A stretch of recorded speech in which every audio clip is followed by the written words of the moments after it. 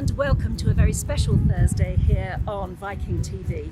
I'm Anne Diamond and I'm here at one of the most famous castles probably in the world on a very windy autumnal day, but celebrating something that happened 100 years ago, a very long way away in a very, very warm part of the world, entirely different sort of climate then.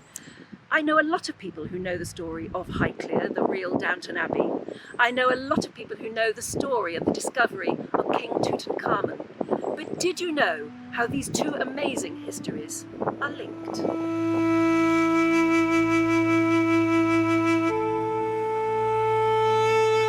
And that amazing link between a beautiful English castle and the mysteries of ancient Egypt. Well, it all happened about 100 years ago, in fact almost exactly 100 years ago, and that link was cemented by possibly the most incredible archaeological find ever. It was masterminded by the 5th Earl, Lord Carnarvon, who masterminded and funded the dig with Howard Carter that eventually uncovered the tomb of King Tutankhamun. That amazing, iconic face there almost says it all. But here in the very depths of Highclere Castle, in the basement, they've sort of recreated that amazing magic moment when Carter and Lord Carnarvon uncovered the tomb. First of all, they had to dig deep, and as we go into the depths here, you can almost relive that moment where, when eventually they found a wall, which looked as though it might be the wall to the tomb, Carter and Carnarvon chipped away a little hole and went up close to see if they could see inside. Carter held a candle to the hole in the wall, and Carnarvon said, "What do you see? What do you see?" And he simply said, "Beautiful things."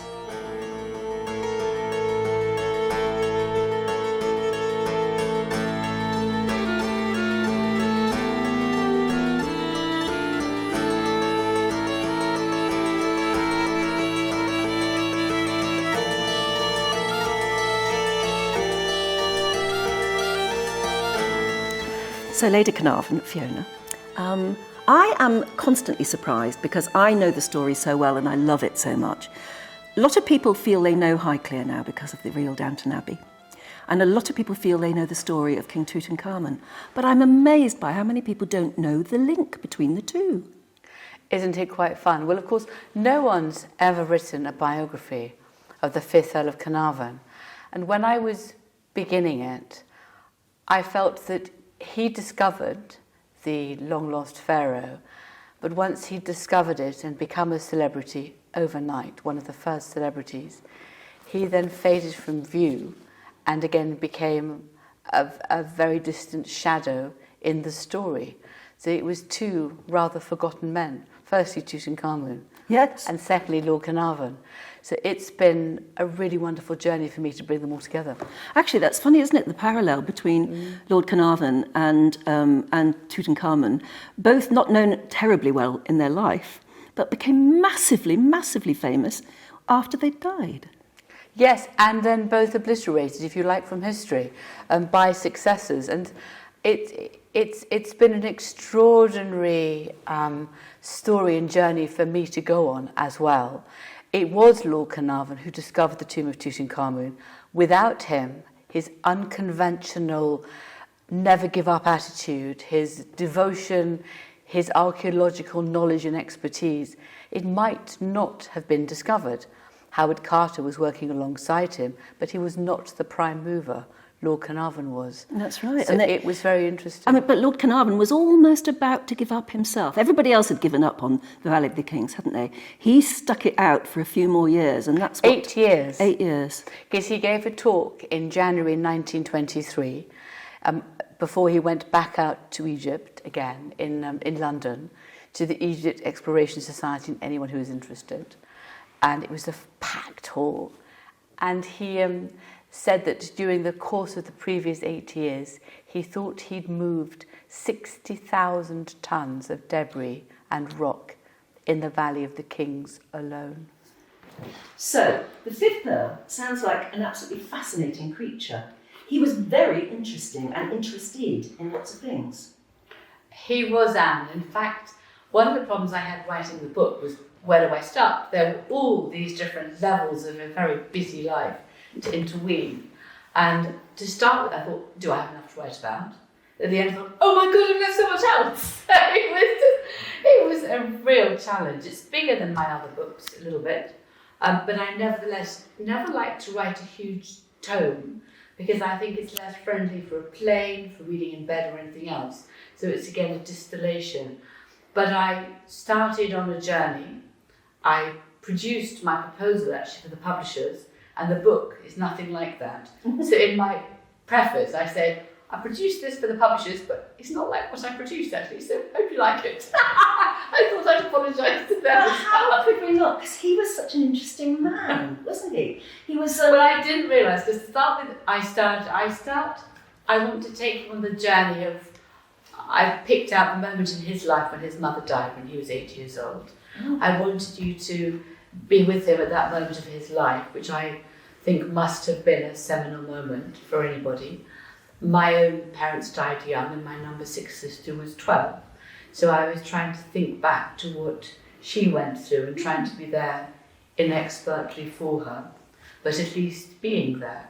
So I wanted to start with when she came back here and was lying in state in her coffin in the library, and he followed her coffin down the hill to the cemetery. Oh my goodness. So I wanted to start with that, and then of course you have the school years, and I then started reading P.G. Wodehouse, who I love, because he was just hilarious. You've got that, I hope many parents have been there, with the children who just don't settle, took up smoking, not Latin verses. He was usually behind the bike sheds, and he was asked to leave school. So I thought that was marvellous and completely unexpected and so different from his father.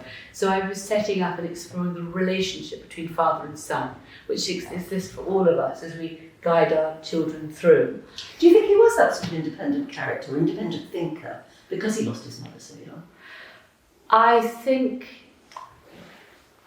emotionally he adored his mother, and then suddenly she wasn't there. So it's how you cope with that. I can't put words into his mouth. I can read the letters he wrote to his father. I can read the letters I have around his stepmother, who is father than married. I can see the generosity within the family and the unity of it all, and his uncles who were there for him when his pa died. So that was really heartwarming, and I thoroughly enjoyed bringing that together, and again fell in love with this family from Victorian times. Extraordinary family with their unconventional morality. Really? His uncle Oberon was a eco-warrior of Victorian times, living without much heating, wanting to eat everything vegetarian. Alan Herbert, his other uncle, was the most amazing doctor in Paris, working to rescue all those who were most ill in the siege of Paris in 1871. He was given the Légion d'honneur twice over. Wow. He was admired and respected and much loved, and he kept giving his money away to those in need. Wonderful man. So I had all these characters floating around, just trying to bring in a little bit as the family background to the culture, the emotional culture in which you grow up. And I was just finding it from their letters and their words and their diaries. If he was a bit hopeless at school then, what did they do with him? What did he do? He wasn't hopeless at school. I think I went to Winston Churchill, who said that my education was only interrupted by my schooling, and I think that was so. He was fluent in French, pretty fluent in German, not bad in Latin or Greek. He went to Cambridge to study modern languages and maths. So I think he was more a practical boy. However, he left Cambridge after a year, having achieved a 4th and come bottom of the class, because he wasn't particularly interested in that way of learning. And there's nothing wrong with that. And then his father thought he could see the world and the pageantry of the world with his own eyes and travel, which is what we all do. We go on gap years. It all changes it. I was a very not a very good student at university at all. In fact, I would have been marked by my desire for partying rather than studying. So, I've been there too. And all these excuses and letters that you wrote, or ever more inventive about exactly why your essays were late yet again, and why you hadn't made it to class. So it's all that inventiveness, and there it is. That's the real man. When did you develop this love of motor racing? And photography. Those were the two very early. Sailing.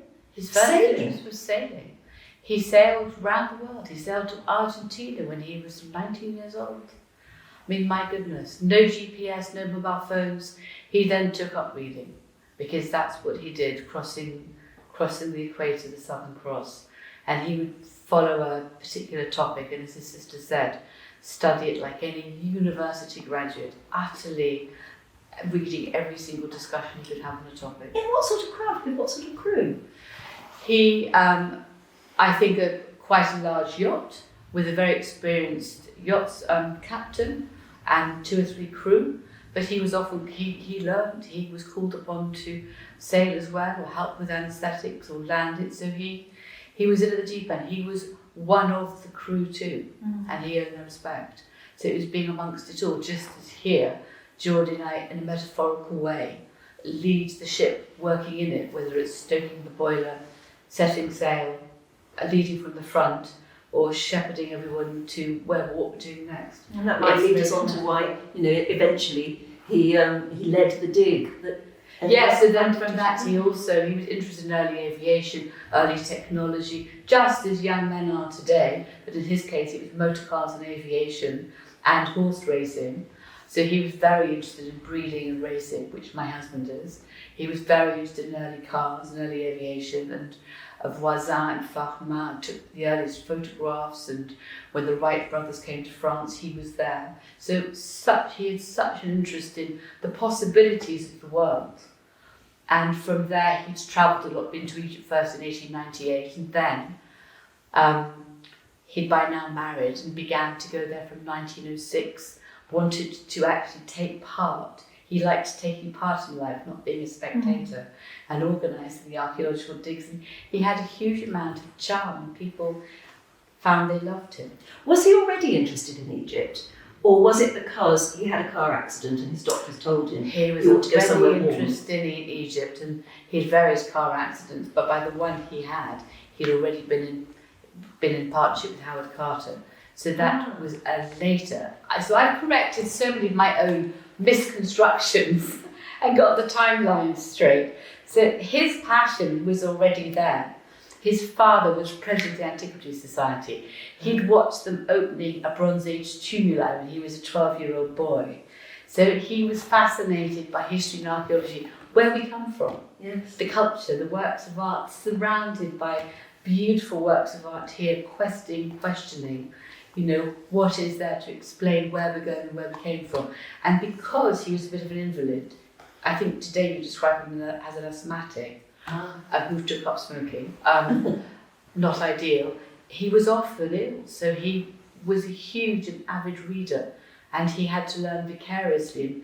When he got a bad headache because of a car crash, he was lying down in a blackened room for 2 weeks, because that was all they had.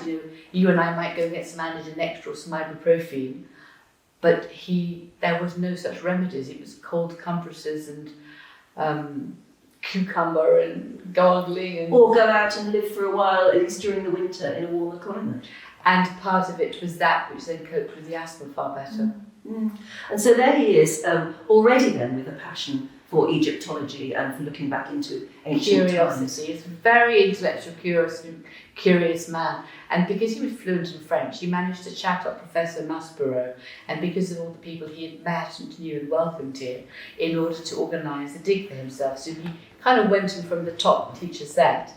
And then he tried to charm and get on good terms with everybody, working out in Egypt, welcome them all to the best dinners in the evening and spoiling them, learning and asking questions, and just welcome them into his world, asking them back here to stay in the summer, and then building up his life in Egypt around that. Yes, building up that sort of reputation as well, taking it seriously. Because in the end, he did get the licence that mattered, ultimately. He did. He would only have got that if he had approached it in a very organised fashion, and in the end teamed up with Howard Carter, who was able to present, record and manage some of the detail behind him. So he also asked Lord Carnarvon, he asked all the people who were around for their help. So he was good at asking and listening. And obviously Howard Carter became a big part of his life. And Howard Carter loved it here. He was, but amongst all the great and the good of the So he land, came back here quite a lot. all the summers he was here as a frequent weekend guest. Oh, And he was... Did he sign the visitors book? Yeah, lots of times. Oh, wonderful. And he was here with members of the royal family, or Herbert Winlock, or aviators, or statesmen. So suddenly Howard Carter's life was transformed from being a bit out of his luck in Egypt into just welcome, just like anyone else. And Lord Carnarvon and his wife Armina just welcomed everyone equally, whether you were Howard Carter or whether you were the granddaughter of Queen Victoria. Gosh, wouldn't you have wanted to be at one of those dinner tables? So beautifully orchestrated, with every care taken of you. Was this what you like? Is that what you like? I But mean, the conversation. amazing. Absolutely. Absolutely amazing. And of course at the time, they obviously had enough faith to keep going, Howard Carter and Lord Carnarvon. Well, they knew. There was a very important moment which I spent a bit of time talking about in my book, when Theodore Davis, who had been the man of the moment before the First World War, working in the Valley of the Kings, had discovered what is now referenced to as KV, Kings Valley 54. So every tomb in the Valley of the Kings is given a number. Yeah. So which then it's like a list which then corresponds to the pharaoh or whether king or queen that we think it relates to. And there's one called KV 54, which was a cache of lots of different pots buried in a sort of a pit, really, rather than a tomb, which was discovered by Theodore Davis, and everything was marked with the seal and prenome of Tutankhamun. And so Theodore Davis and his team thought they had discovered the tomb of Tutankhamun, and his body had just been moved, so this was all that was left, and it had just been moved around and completely lost. They knew there was a man called Tutankhamun, a king, a pharaoh called Tutankhamun, because Manetho, the Greek historian, had made a list of all the pharaohs that he knew of through history, and he divided it into dynasties, because obviously a 5,000-year-old civilization has an awful lot of pharaohs. Yes. So he had divided it into dynasties in order for us to understand the groupings and what was going on. The 18th dynasty were buried in the Valley of the Kings. And on the list, one pharaoh or two pharaohs, Smenkhare and Tutankhamun, were listed on his list and never found. Now, their predecessor was a man called Akhenaten, who had moved the centre of Egypt's life and culture from Thebes, Luxor, the Valley of the Kings, to Tel El Amarna, which is up towards Cairo, to another bend in the river, and he built a huge new city, because rather like Henry VIII, he was trying to make sure he got all the tribute and the priests worked for him rather than they took all the tribute and he had to ask them for money. So it was all about who was in charge, rather like Henry VIII, the Pope or Henry VIII. So he'd gone up there. When he died, he left obviously a challenging succession. Smenkhare may be a version of his wife Nefertiti, the famous Nefertiti married to Akhenaten, and succeeded by Tutankhamun, this young pharaoh, who we know from what records there was about 9 years old, and thus was taken under the wing of the priests and back down to Thebes again in the Valley of the Kings. So the 18th dynasty were all buried there, and after Tutankhamun comes Horemheb, and then you've got the Ramesses after that. So we know where they're all buried, but Tutankhamun's tomb hadn't been found, and Theodore Davis thought KV 54 was the tomb.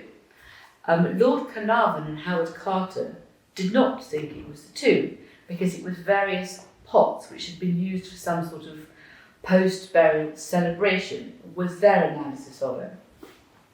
So they thought there was a tomb yet to be found, and therefore they continued. Maspero had wondered if Tutankhamun might have been buried in the East Valley, not the West Valley, near his successor I, or his grandfather Amenhotep III.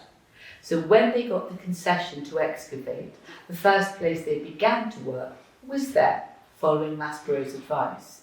They then came back because Lord Carnarvon was specifically looking for where nobody else had so far dug, and they were taking the Valley of the Kings down to the bedrock, and they knew no one had worked under the workmen's huts, which related to a far later successor, Ramesses VI. So they were deliberately trenching and working there, and that's what they came to do. So there was a quite a clear, organised plan. Yeah, they knew what they were doing. They did it. It was instinct as well. It was instinct as well, and Lord Carnarvon was prepared to take the risk. He was prepared to gamble. He had the money to gamble. He hadn't until then had to necessarily look for a huge return. He'd been quite lucky, and he married a very wealthy heiress, so he had money from both sides, and his father-in-law was tremendously wealthy, one of the wealthiest men in this country, who bailed them out whenever they ran out of money. They pursued their own pursuits without thought of revenue and capital, because they could. So at this point in time, Lord Carnarvon was very well aware that sadly his father-in-law had died. His wife was prodigiously good at spending lots of money, and he now needed to make some sufficient plans to pay the taxes arising post-World War I, and put all his estates and his businesses on a sound financial footing, which was being challenged. Plus ça change, exactly where we are today. You know, how can we realign ourselves to keep going in a different world? And he understood it was a different world. So he thought, one last go, in order to have one last season of excavation, he and Howard Carter wanted to make the best of it. They normally began work in December or January, but Howard Carter decided, let's go out ahead and let's make use of every single month. So we'll start in November. November, December, January, February, March gave them, a good 4 or 5 months to try to make some progress and see what they could find. And it was in November that it happened. They'd hardly been working 2 days. How did they find that first step? There are various different stories, aren't there? I know that I've read one story about it was just a little boy, one of the little boy workers. Well, they were trenching. They decided in the summer before to begin work under the tomb of the workmen's huts in front of Ramesses VI tombs, and then to go out early, because until the discovery of Tutankhamun, the tomb of Ramesses VI was the major tourist attraction. So in order to work there and to not disappoint the tourists, they had to start early. So they went out there, and that's where they wanted to begin to trench under the workmen's huts. So it was a deliberate plan, and as it happened, within 2 days of beginning work, they hit the first step.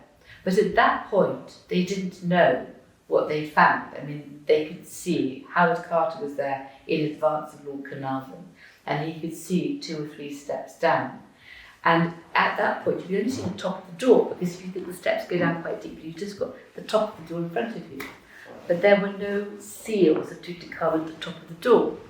So Howard Carter, enthusiastically, to encourage his sponsor, cabled back to Lord Carnarvon, have found the tomb of Tutankhamun. Not knowing, a bit of a gamble on his part too. So Lord Carnarvon was back here in racing, naturally. Yeah. And then he immediately cable saying, I'm coming out.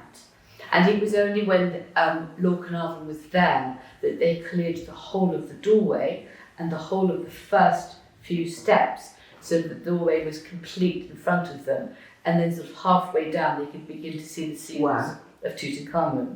But it was very unprepossessing. It was very small, nothing like the other phenomenal tombs surrounding them.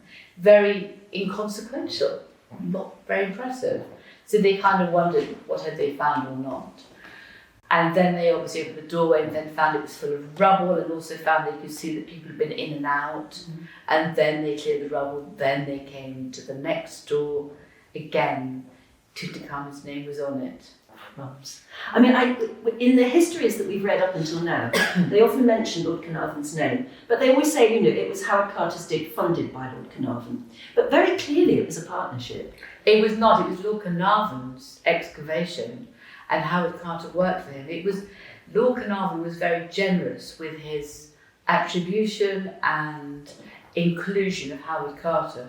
Above all, it was... He made sure he was there every step of the way, didn't he? And when eventually they got in, well, I mean, the real moment, which I always loved, and you tell it so well, is the moment when Carter does dig a little hole through to see if they can see anything. I know, but I've done it all from Lord Carnarvon's notes and his diaries and his... And what does he say at that moment? Well, again, he was getting quite impatient with Howard Carter. For God's sake, get on with it. You can sort of feel, but you can feel the nervousness. So it was interesting for me trying to write that part, which everybody knows, and then Howard Carter, and obviously when Howard Carter made the hole, and then they had a little telltale to let all any gases escape, and then put the candle in, and Howard Carter was entirely silent. So Lord Carnarvon was thinking, oh my goodness, have you seen anything? What is that? And it was the silence. And then he said, yes, wonderful things. And it was that, it's very hard to convey. And they do it between them, what they saw. So that was interesting for me, writing it again, but I've written it from Lord Carnarvon's point of view. He also included all the local Egyptians, and I wanted to make sure everybody realised he was a very inclusive man, a very generous man in every way, and he wanted the local Egyptians to make sure they were part of it, they were included. This is their king, their pharaoh, and he felt very strongly that he didn't like mummies being looked at in museums. He thought they belonged in their coffins where they were, and he thought it was slightly morbid. So there's some interesting points that have come out, which are in some ways quite modern. Is it true that they think, and you'd know because it would have been written down somewhere, I presume, in a letter, that they did sneak into the tomb early? It was said that they officially wouldn't actually go into the tomb until the Egyptian officials could be with them. The Egyptian officials were there when they found the tomb, and Rex Engelbach was there, and then they knew that they were looking for so they had a room.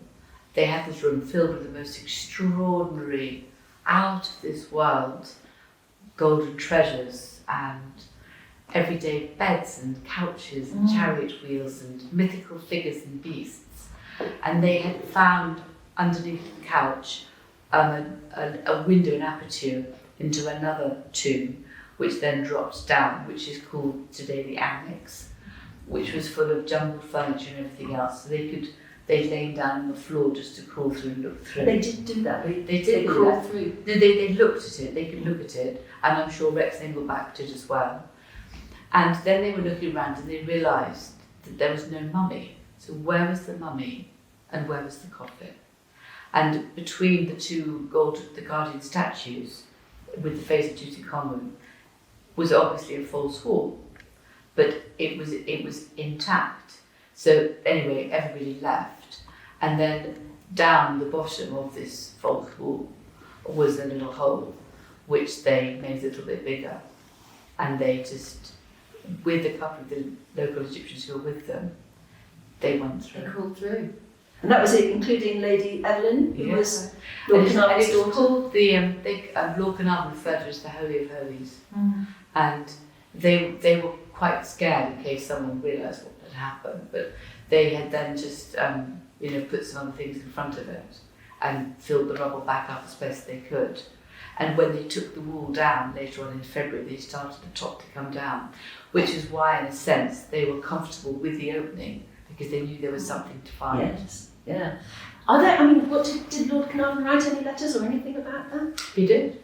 He wrote back to Almina sort of the day after they discovered it, a long letter. And then he wrote various letters, and Evelyn obviously knew about it and was to her mother. And then they told her brother Mervyn, Carnarvon had 2 half-brothers, Aubrey and Mervyn, and Mervyn also came out to the February opening, and Evelyn had told him on the way.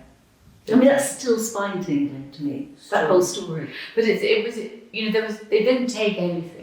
They just went and looked. Mm. They were beyond You want to, wouldn't you? the desire of doing anything, and it was entirely filled. But then anyway, so that story unfolds, and the press and the celebrity and the stress that he went through unfolds. But there are some very funny bits. So in February, when the Queen of the Belgium is there at the grand opening of the tomb, which they'd taken down on the 16th, the grand opening was the 18th of February. And but on the 16th of February, the key members were in the tomb as they began to take down the wall between the first room and the Holy of Holies. And then they could all slip down and slip between the outermost shrine and the wall of the tomb. And it was a very small, inconsequential tomb because obviously he died rather young and quickly. So there's a very funny bit that Lord Carnarvon says that General Sir John Maxwell was there, and he was trying to slip down also to go round it. And he said he couldn't actually fit because he said his chest was too large. And Lord Carnarvon, well, none of us thought that part of his body was actually his chest. And it was just a really funny aside, which he just got spot on. And he didn't fit, so he had to be hauled back up again because once he got down, he couldn't get back. So the whole thing was hilarious. But he had a great sense of humour. And that was, yeah. It's sad then to talk about his death, but it happened a few months after the first discovery, didn't it? And gave rise to this whole concept of the curse of the mummy, or the curse of King Tut. Yes, it's fascinating. I mean, in some ways, every single pharaoh who was buried in the Valley of the Kings with all their wealth and jewels for the next world, so they literally had everything with them. Put curses and spells and magic sayings around there too. And clearly it didn't work very well because absolutely everyone was robbed. And usually by the local Egyptians who buried them because they knew where it was. Mm-hmm. So they'd much rather have gold now and not worry about what might be cursing them tomorrow. So it was a very practical approach. So in that way, you can take a practical approach to it. However, when Lord Carnarvon died, the lights in Cairo did go out. And his son, who was quite superstitious, immediately produced the curse of Tutankhamun, and the press did, because that was such a good story. And then his little dog did die back here. His dog back here died at the same time. Which the housekeeper recalled, because the little dog, Susie, either slept with Lord Carnarvon in his bed, or if he wasn't at home, little Susie slept with the housekeeper in her rooms. And at the same time he died, she stood up, howled, turned around and died. So she's buried in Beacon Hill. So there are some things, but perhaps you don't need to curse to be much loved by your dog. No. But it is extraordinary. It is. But death is something which we all have to face and is frightening and scary, and the Egyptians found one way of taking us on the journey through the afterlife, and in some ways that was quite a successful story and gave people hope. Yes. We have a different way of hope at Christmas time and Easter, as we also try to understand and decide how we face and cope with the journey through to what we hope is another world, and whatever our beliefs are. So they were the Book of the Dead and their culture and beliefs. Actually, they followed the story, the steps from the pyramid up to heaven for the pharaoh, the beautiful shining mirrors they'd have been, the link between earth and the sky, the sun setting in the west, and you'd follow it down and come up the next day, the resurrection, and the land of gold and eternity. Well, I think we still hope for the same in different ways, but perhaps with less literal gold. The astonishing thing to think of is that for the last 100 years now, we know more about ancient Egypt than we ever knew before the discovery. what Lord Carnarvon and Howard Carter were able to do was show us a world that we'd never imagined. I mean, nobody'd ever seen treasures like that, have they? They hadn't. It is the most extraordinary legacy, and I'm very grateful because this October we've held a festival here to begin the path to the discovery of Tutankhamun, which the Viking Cruise is the lead sponsor on. So we're beginning the path to discovery, and again next year on the same weekend I want to do a similar festival around the theme of Egypt and look at their legacy. The legacy. So the path to discovery to the legacy, because it is extraordinary. And they were two very modest men. Lord Carnarvon was a very modest man and found his celebrity unwanted, and he really couldn't believe it. And he said wherever he went, whether it was a farm labourer or taxi driver or King George V and Queen Mary, it was something which fascinated the whole everybody. world. So it's an extraordinary story to have in the background. And the Earl and the Pharaoh is from the real Downton Abbey to the discovery of Tutankhamun. And I'm very grateful because the publishers, HarperCollins and Joe Thompson, they're the ones who came up with both the cover Well, I want to and talk the to you about strapline. I want to talk to you. I love Yeah. the cover. Thank I mean, you. for a start, you've used gold, but it's the way you must have looked at so many. Oh my covers. God, do you know the covers, the names and everything else, such a difficult, I mean every single time it becomes quite kind of scratchy for me. I don't mean to be, and then in the end we're all incredibly happy. I never know why it was difficult to start with. Yeah, you know in the It end is what you very like, nice. don't you? And to me, I'm just knocked out by it. I love it because the cover is nice enough, and even the back is nice. But when you do that and look at both, you get this lovely. You've got Tutankhamun, you've got the ancient face of ancient Egypt, Yeah.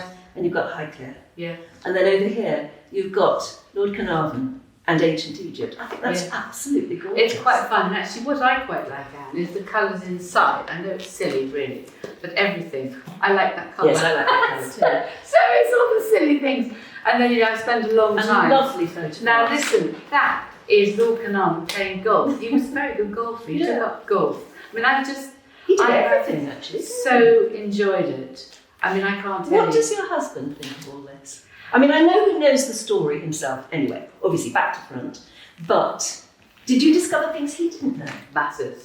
I mean, this book is a book of discovery, and I'm just going to share with you. So I'm going to just I've just recorded the audio book too. Oh, I was going to ask who'd done that. Just, Good. Did that take hours now? Yeah.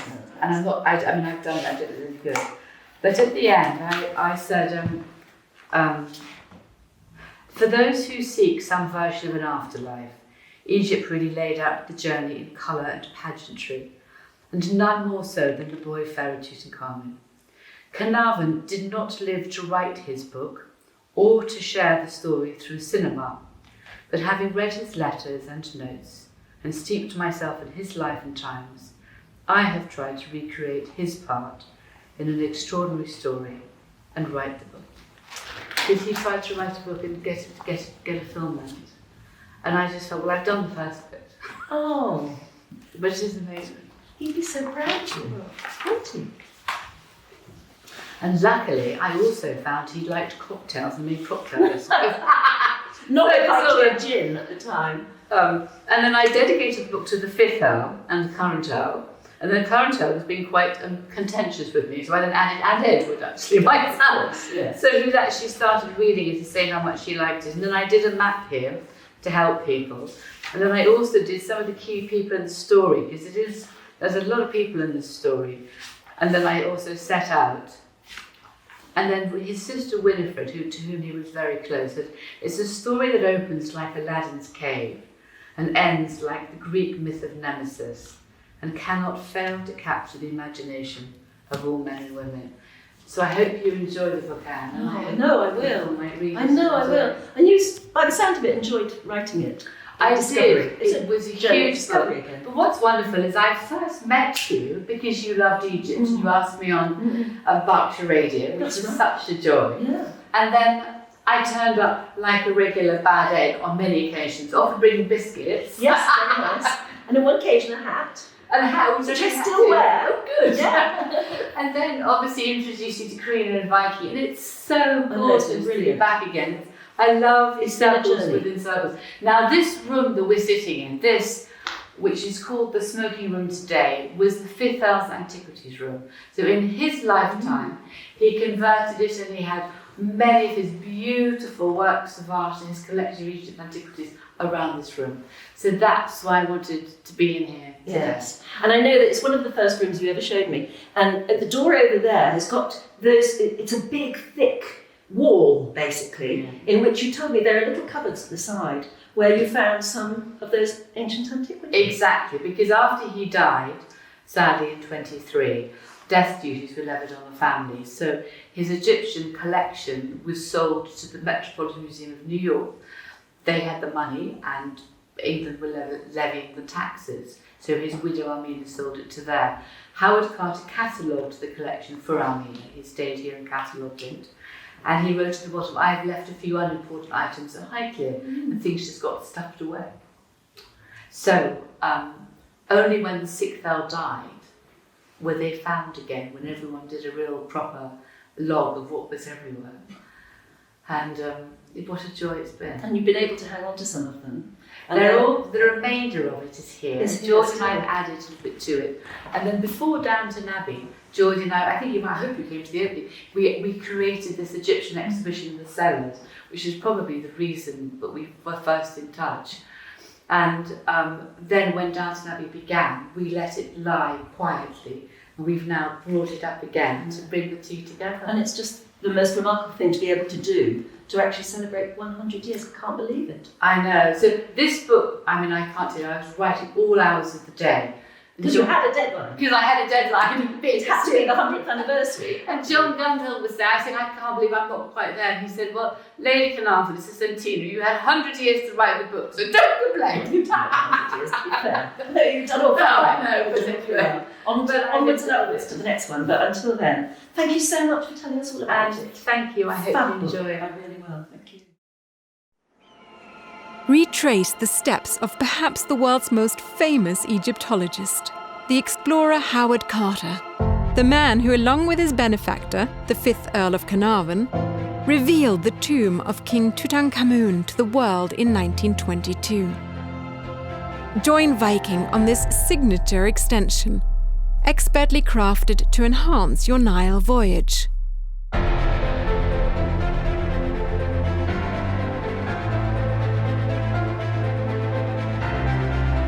With privileged access to experts and rare artifacts, Egypt and Carter's legendary story come to life.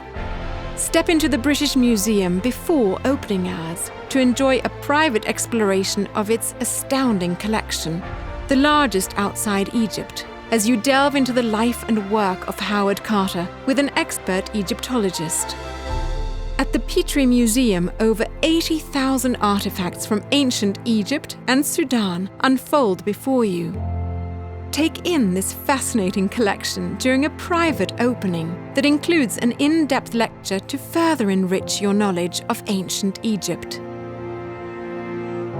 Your evening is spent at Sir John Soane's Museum, where your Viking privileged access continues with a private viewing of his exquisite collection of Egyptian antiquities, illuminated by candlelight. Beyond London, in historic Oxford, the Ashmolean Museum welcomes you. It's one of the world's oldest and holds a noteworthy collection of Egyptian treasures. Just next door is the Griffith Institute, home to Howard Carter's archives, where Institute experts share unique research and insights. Then it's on to Highclere Castle, perhaps best known as Downton Abbey, the home of the Earl and Countess of Carnarvon. At this grand estate, you'll have the chance to immerse yourself in the private collection of the 5th Earl, the visionary who funded Howard Carter's expedition in the Valley of the Kings. During your educational stay in the UK, you'll enjoy 2 nights right in the heart of London, plus 2 nights in the midst of charming Oxford.